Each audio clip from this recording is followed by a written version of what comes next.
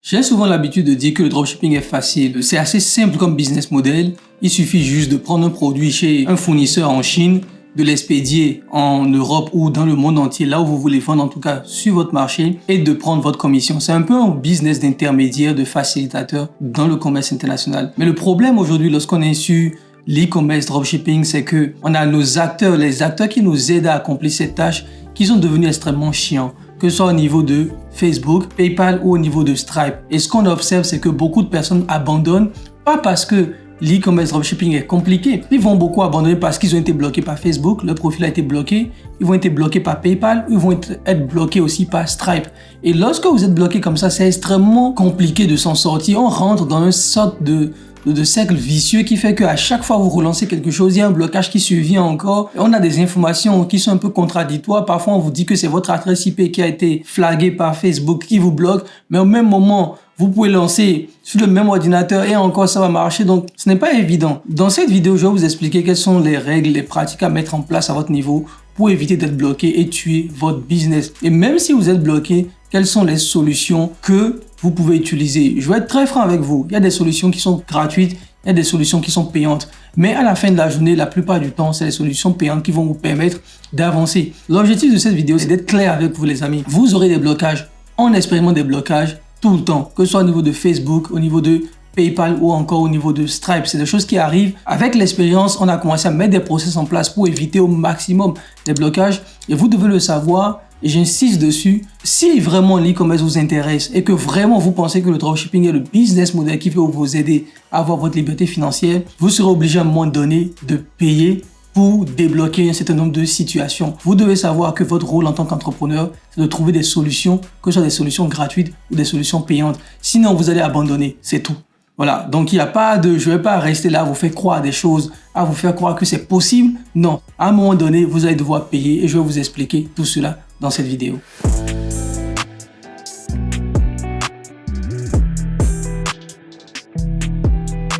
Ok, comme je le disais, on va parler des différents blocages. Donc, on va commencer par les blocages Facebook. La plupart du temps, on a deux types de blocages sur Facebook, ou je dirais peut-être même trois types de blocages.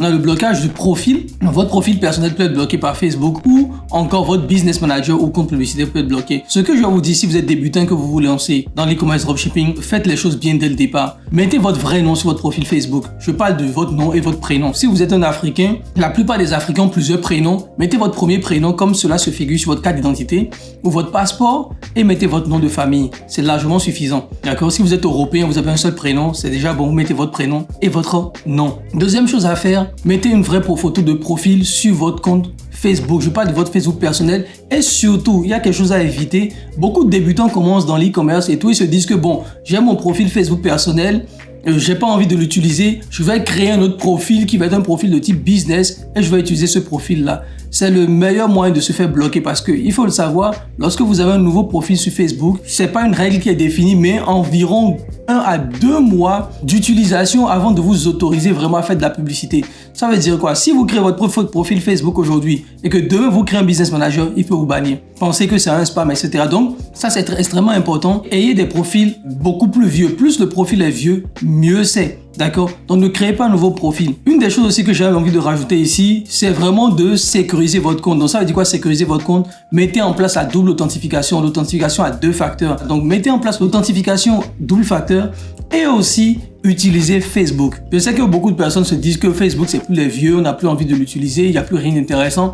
Mais non, utilisez Facebook. Quand on dit utiliser Facebook, c'est quoi? C'est-à-dire, allez sur Facebook, faites un like par-ci, un partage par-là, interagissez dans les groupes, etc. Ou par exemple, si vous êtes dans mon groupe, interagissez, réagissez à des commentaires. Parce que Facebook veut que ceux qui utilisent sa plateforme pour faire de la publicité, ce sont ceux aussi qui l'utilisent pour interagir avec leurs amis et leur famille. Donc, c'est extrêmement important de le faire. Maintenant que tout ça c'est dit, l'une des dernières choses que vous devez mettre en place, c'est votre pièce d'identité. Il faut vraiment que vous preniez une photo, d'accord, une photo claire de votre pièce d'identité. Si vous êtes en Afrique, je vous recommande beaucoup plus votre passeport. Si vous êtes en Europe, prenez votre pièce d'identité nationale, c'est déjà suffisant. Prenez une photo claire, lisible, où il n'y a pas de lumière qui vient cacher un peu les caractères et tout. Vous mettez ça de côté parce qu'il peut arriver que Facebook vous demande une vérification d'identité et comparer si votre photo de profil la photo de votre pièce d'identité et votre nom correspondent pour débloquer votre compte. Donc c'est quelque chose qui arrive rapidement et beaucoup de personnes commencent à paniquer en pensant qu'ils ont été bloqués alors que Facebook vous bloque juste pour valider votre identité avant de vous lancer en publicité. Et aussi souvent, vous pouvez être aussi bloqué parce que vous n'avez pas mis en place l'authentification à 2 facteurs. Donc, extrêmement important de le faire. Maintenant, supposons que vous êtes bloqué par Facebook. Votre profil est bloqué parce que vous êtes en train de lancer une publicité. Il vous bloque. Que faire? Ça, c'est vraiment le truc le plus important. Donc, ce qui se passe souvent, Facebook va vous demander une vérification d'identité. Donc, envoyez votre pièce d'identité, votre passeport et tout. Il faut que les noms correspondent, les photos correspondent, etc. C'est déjà bon. Normalement, dans 80% des cas, ça passe et il peut débloquer votre compte parce que vous avez vérifié votre identité. L'une des choses aussi qui peut se passer, c'est que malgré ça, il dit quand même que bon, vous avez vraiment enfreint ces règles, il ne veut plus de vous et il bloque définitivement votre compte personnel, pas vraiment de votre profil personnel. Vous serez interdit de publicité. Dans ce type de cas, ce que je vous conseille de faire, c'est qu'à partir du moment où vous vous lancez en e-commerce, créez un deuxième profil Facebook avec une nouvelle adresse email, un nouveau numéro de téléphone, etc. Surtout pour ceux qui ont plusieurs prénoms. Je le sais, dans ma communauté, à 90% vous êtes des Africains. La plupart des Africains ont 2 ou 3 prénoms. Donc moi, par exemple, j'ai 3 prénoms. Donc ce qui fait que j'ai 2 Facebook différents. J'ai un Facebook avec mon prénom Alain et un autre Facebook avec un autre prénom. Donc ça vous permet maintenant d'avoir différents Facebook que vous allez utiliser avec un autre numéro de téléphone, une autre adresse email, etc. Donc vraiment, mettez ça en place et commencez à utiliser les deux en parallèle de sorte à ce que si vous êtes bloqué sur un compte Facebook, vous pouvez utiliser le deuxième compte Facebook pour avancer. Et surtout, mettez ces comptes Facebook là sur le Business Manager comme administrateur. Maintenant, supposons que vous avez mis tout ça en place, vous avez respecté les consignes que je vous ai données et mais malgré ça, Facebook vous bloque quand même. Là, il n'y a pas d'autre solution. Il va falloir que vous achetiez des comptes Facebook, des profils Facebook. Vous pouvez prendre des profils Facebook des gens de votre famille et les utiliser ou littéralement aller acheter des profils Facebook. C'est quelque chose qui se fait et des profils qui sont extrêmement sécurisés. Vous les achetez, ça coûte entre 50 € jusqu'à 200, 300 € en fonction du type de profil, des informations qui sont fournies sur le profil. Est-ce que la personne qui vend vous donne aussi sa pièce d'identité, etc. C'est extrêmement important de vérifier tout cela, de vérifier un peu l'historique. Donc, il y a des sites, j'ai envie de dire des sites ou en tout cas des personnes qui vendent ces profils-là. Si ça vous intéresse, vous pouvez nous écrire en email parce que c'est quelque chose que je propose uniquement à mes étudiants lorsqu'ils sont vraiment bloqués et qu'il n'y a pas d'autre alternative. Et comme je vous le dis, c'est payant. Je ne suis pas là pour vous dire que non, c'est gratuit, vous allez avoir un profil. Non, c'est payant. Donc, si vraiment vous êtes dans une situation et que vous voulez continuer l'e-commerce, je précise, vous ne voulez pas lâcher parce que vous savez que c'est quelque chose qui marche, mais vous êtes bloqué par ces petits déboires-là, vous pouvez me contacter par email. D'accord, mon email est dans la description de la vidéo. Et si vous avez besoin d'un profil, on pourra voir ce qu'on peut faire pour vous. Maintenant qu'on a parlé des profils personnels de Facebook, le deuxième type de blocage, c'est le blocage du Business Manager ou de votre compte publicitaire. Je vais mettre les deux ensemble. Ça peut être aussi de votre page Facebook, etc. Voilà, c'est des types de blocages qui se viennent souvent. Et parfois, la plupart des gens vont se plaindre, mais c'est aussi dû à la violation des règles publicitaires. D'accord, je sais que parfois Facebook casse les qui vous dit que vous êtes enfreint des règles alors que vous n'avez rien fait. Mais souvent, ça peut être aussi dû au type de produit que vous testez. Le conseil que je vais vous donner ici, il y a des produits que vous ne devez pas tester ou des niches que vous ne devez pas tester. Personnellement, tout ce qui est blanchiment dentaire, la niche de la santé, les niches où on va montrer le corps de la personne, ses abdos, etc. Tout ce qui va être produit un peu de fitness où on doit montrer le corps de la personne. Moi, j'évite. C'est des produits que j'évite et c'est ce qui fait que j'ai le même compte Facebook depuis 2016 et j'ai expérimenté très peu de blocage. Parce que je peux vous assurer que le meilleur compte Facebook que vous pouvez avoir, c'est votre compte Facebook vous-même et sans blocage. Parce que même quand vous achetez des comptes Facebook, vous devez prendre beaucoup de précautions, sinon vous allez encore vous faire bannir. Donc, vous devez être vigilant par rapport à ce point-là. Donc, faites attention, ne testez pas tout et n'importe quoi. Moi, il y a des produits que je trouve, que je sais que ces produits peuvent marcher, mais je ne les teste pas parce que je ne veux pas de problème. Et même si beaucoup de gens vont vous dire que non, il faut aller sur TikTok Ads, Google Ads, Facebook reste la plateforme la plus rapide pour avoir des résultats. Donc, ne testez pas tous les produits. Livrez rapidement vos clients pour que les scores de page ne tombent pas trop vite et ne tombent pas à 2 ou à moins de 2. Donc, faites vite. Soyez proactifs à ce niveau-là. Contactez vos clients s'il le faut par email. Rassurez-les au maximum. Et surtout, allez contrôler systématiquement tous les jours la qualité de compte. Donc, la qualité de compte, c'est une partie, je ne vais pas te parler de fonctionnalité, c'est une partie sur Facebook où vous pouvez aller contrôler votre compte pour voir si vous avez enfreint des règles, s'il y a des publicités qui sont rejetées. En tout cas, c'est une partie de Facebook où il vous montre tous les problèmes que votre compte a et vous dit un peu à environ les solutions à apporter ou les modifications à faire. Donc, n'hésitez pas à aller voir systématiquement votre qualité de compte. Et la dernière chose, lorsque vous êtes bloqué, votre business manager est bloqué et que vous avez à commencer à dépenser de l'argent, Facebook vous donne la possibilité de contacter ses représentants via Messenger. Et lorsque vous êtes bloqué, je vous conseille de passer par eux pour faire la demande de déblocage. C'est toujours mieux de passer par eux parce que vous allez faire la demande de déblocage, un robot va passer, va dire non et voilà, vous serez bloqué définitivement. Alors que lorsque vous passez par les représentants de Facebook et que c'est eux qui font la demande à votre place, vous avez beaucoup plus de chances, parce que c'est une demande manuelle, vous avez beaucoup plus de chances que la demande soit positive après analyse. Certains représentants vont vous dire non, ce n'est pas possible, faites-le vous-même, ne les écoutez pas. Raccrochez ou parfois ils vont vous appeler sur téléphone ou via Messenger. Terminez la conversation, refaites encore, ce sera encore un autre représentant. Parce que ce que j'ai compris souvent, les représentants de Facebook, il y a des gens qui sont vraiment paresseux, ils veulent rien faire, ils veulent pas vous aider. Et il y a d'autres qui vont vraiment être extrêmement motivés, qui vont vous appeler au téléphone, vont essayer de vous aider au maximum pour débloquer votre situation. Donc, n'hésitez pas à les contacter par message. Et maintenant, si malgré tout ça, vous êtes totalement bloqué et que vous n'avez pas d'autre choix, vous avez la possibilité d'acheter ou de louer des business managers d'agence. Donc, c'est quoi les business managers d'agence? C'est des business managers que des agences marketing Facebook qui ont des partenariats directs avec Facebook mettent en place. Sur ces business managers-là, vous n'avez pas de blocage. Il y a plein de choses que vous n'avez pas en fait.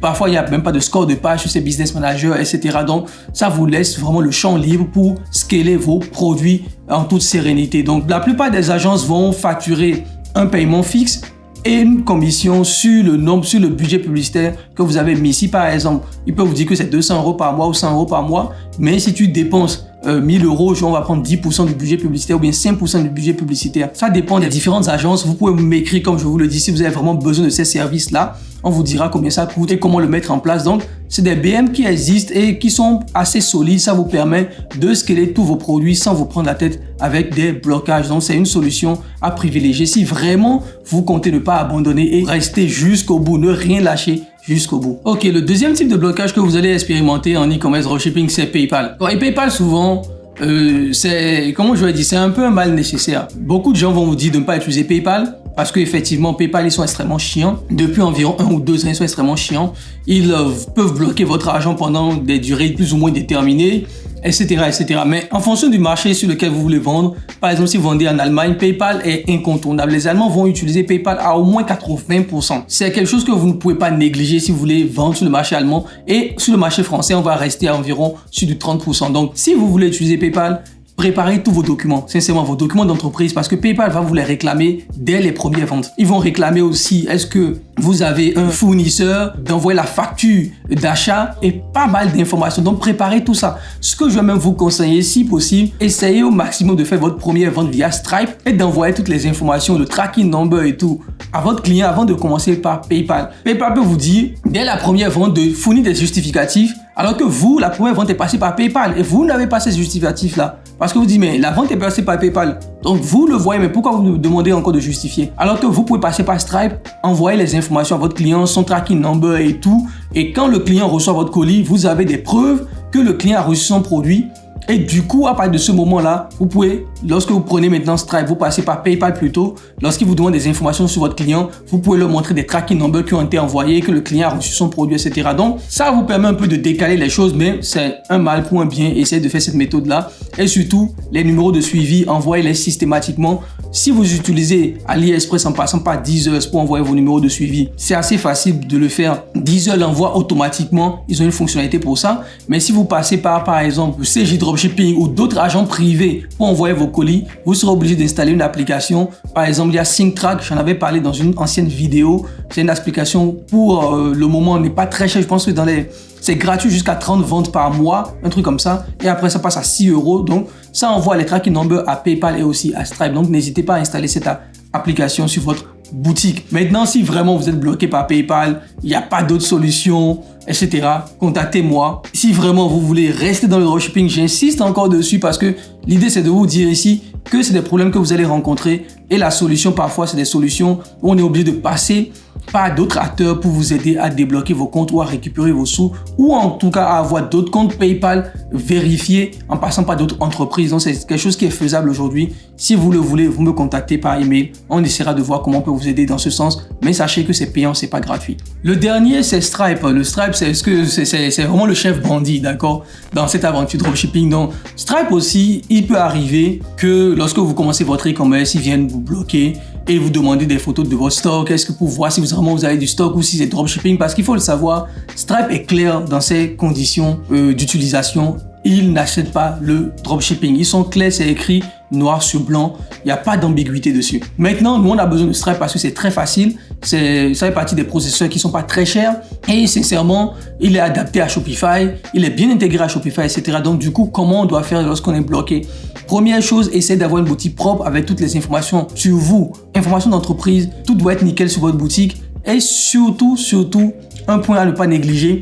À partir du moment où vous commencez à faire des ventes, vous commencez à scaler, demandez rapidement un petit stock à votre fournisseur que vous entreposez chez vous par exemple et vous envoyez ces stocks-là à vos clients. Ça vous permet d'avoir des tracking numbers locaux et si Stripe vous bloque à un moment donné, vous dit oui, on vous soupçonne de faire du dropshipping, etc.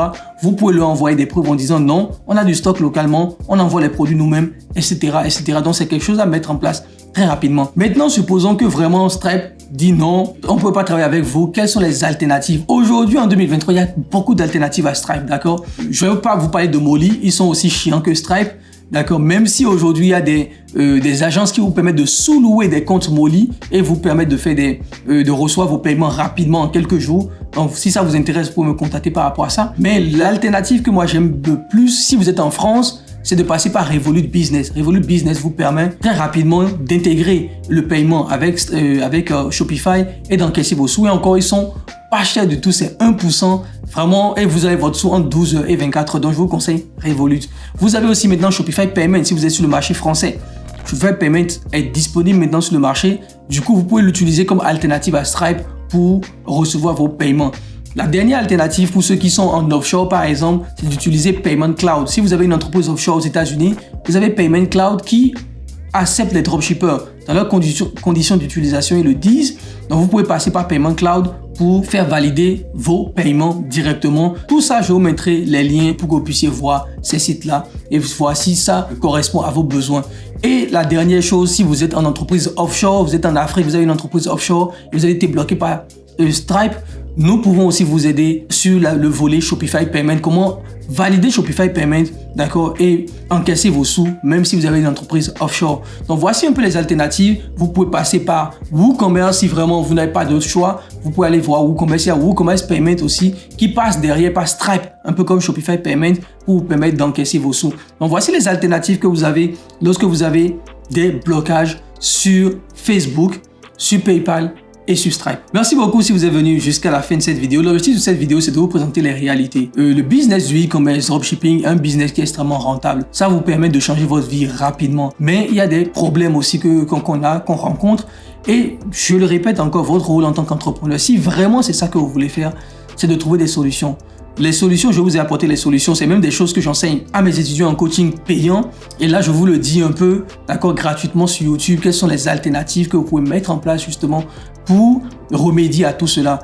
Si vraiment l'e-commerce vous intéresse, vous serez obligé. Si ça ne vous intéresse pas, sincèrement les gars, abandonnez et allez faire autre chose. Je peux vous assurer, il y a beaucoup de challenges dans ce business, mais le challenge vaut le coup. Je vous assure, ça vaut le coup de passer par tous ces challenges et derrière de faire 1 000 euros par jour, 2 000 euros par jour, 10 000 euros par jour ou voire même 20 000 euros par jour. Ça vaut vraiment le coup. Maintenant, c'est à vous de décider est-ce que vous allez tenir le coup ou si vous allez abandonner. La réponse, il n'y a pas de bonne ou de mauvaise réponse. Ce sera à vous de faire votre choix. En tout cas, je vous mettrai tous les liens dans la description. Et si, par rapport aux solutions que je vous ai proposées, vous voulez me contacter pour voir comment on peut vous aider à faire revenir votre compte PayPal, votre compte Stripe, Facebook, etc. Contactez-nous par email support@alainsemenvo.com. On essaiera de voir comment on peut vous aider. J'espère que la vidéo vous a plu et qu'elle a été instructive. N'hésitez pas à liker, à partager, à commenter la vidéo. On se retrouve dans une prochaine vidéo. Bye bye.